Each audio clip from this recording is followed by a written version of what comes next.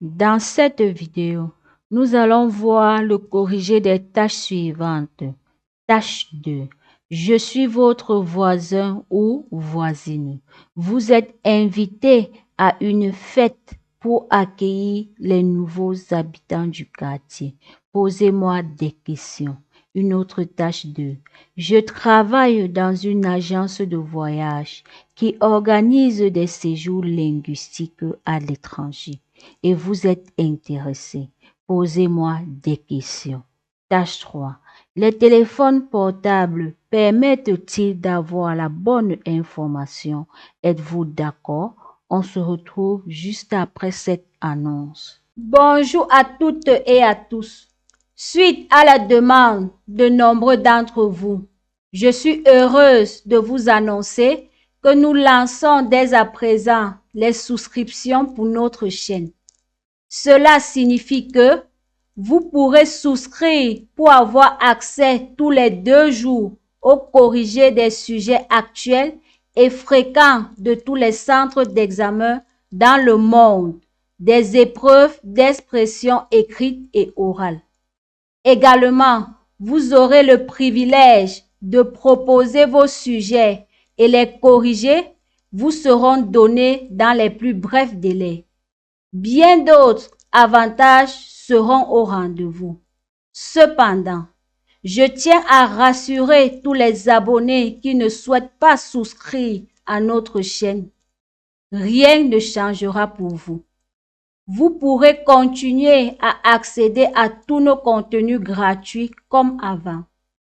Les souscriptions sont uniquement destinées à offrir des avantages supplémentaires pour ceux qui souhaitent en bénéficier. Nous espérons que vous serez aussi excités que nous à l'idée de ces nouvelles souscriptions et nous vous remercions pour votre soutien continu.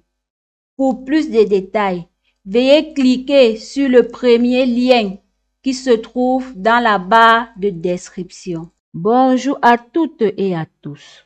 Aujourd'hui, nous allons vous proposer une ébauche de correction des tâches 2 et 3 de l'épreuve d'expression orale. Suivez attentivement. Je vous invite à vous abonner, liker et partager. Tâche 2. Je suis votre voisin ou voisine. Vous êtes invité à une fête pour accueillir les nouveaux habitants du quartier. Posez-moi des questions. Voici quelques propositions de questions. Quelle est la date et l'heure de la fête d'accueil pour les nouveaux habitants du quartier? Où se tiendra la fête? Serait-ce chez vous ou ailleurs dans le quartier? Y a-t-il un thème ou un dress code spécifique pour la fête? Est-ce que chaque invité est censé apporter quelque chose à la fête, comme de la nourriture ou des boissons? Y aura-t-il des activités ou des jeux prévus pendant la fête? Combien de personnes sont invitées à la fête en tout? Y a-t-il des détails que je devrais connaître sur les nouveaux habitants pour mieux interagir avec eux? Est-ce que la fête inclura des voisins d'autres quartiers également? Aura-t-on besoin de confirmer notre présence à l'avance ou puis-je simplement venir le jour même? Y a-t-il des informations supplémentaires que je devrais connaître pour me préparer à la fête et y participer de manière agréable? Je vous remercie. Une autre tâche 2.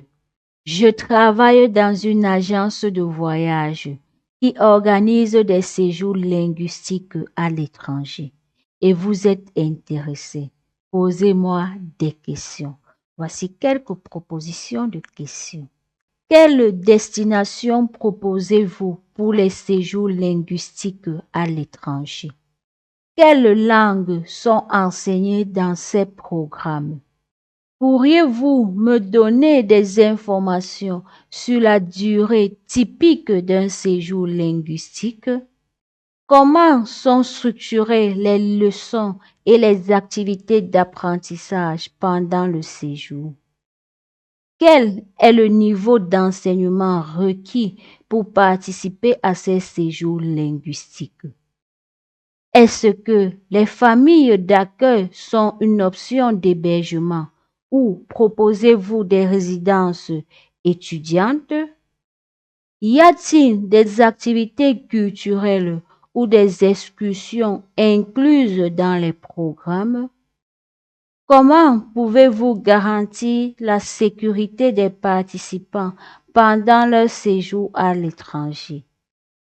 Quels sont les coûts approximatifs pour un séjour linguistique, y compris les frais d'inscription, d'enseignement et d'hébergement? Comment puis-je obtenir plus d'informations détaillées et m'inscrire pour un séjour linguistique à travers votre agence? Je vous remercie. Tâche 3.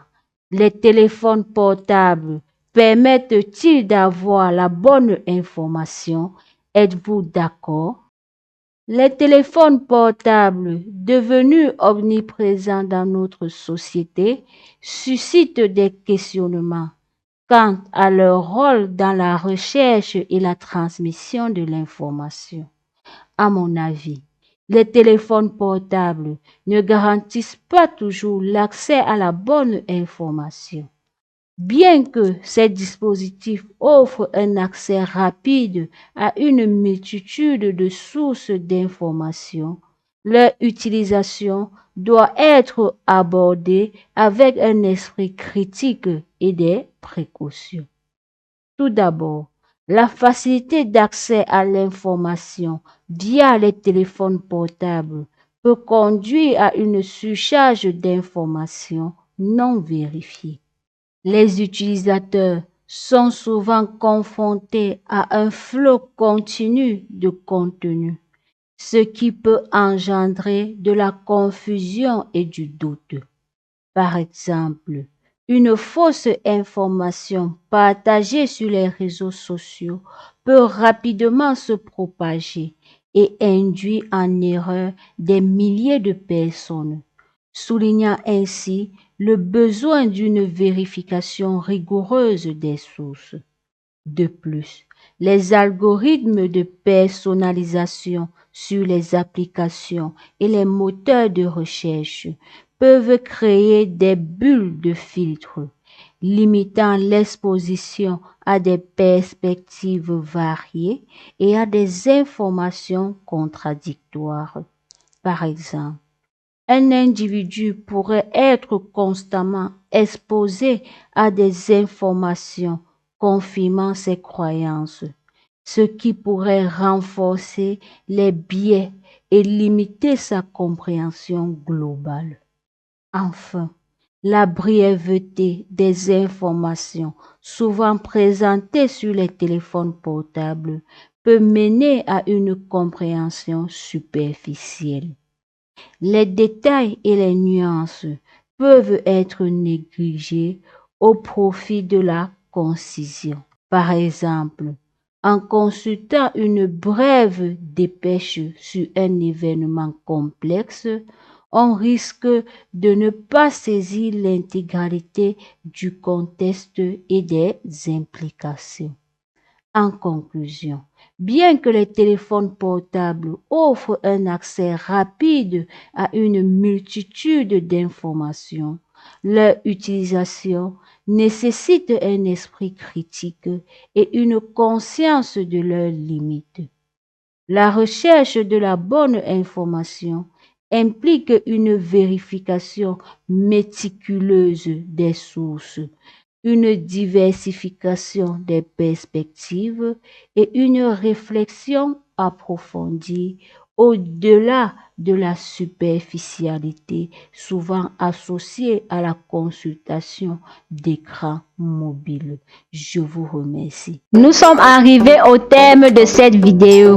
Surtout, n'oubliez pas de vous abonner, liker et partager pour nous encourager. À très bientôt dans les prochaines vidéos. Bonne chance!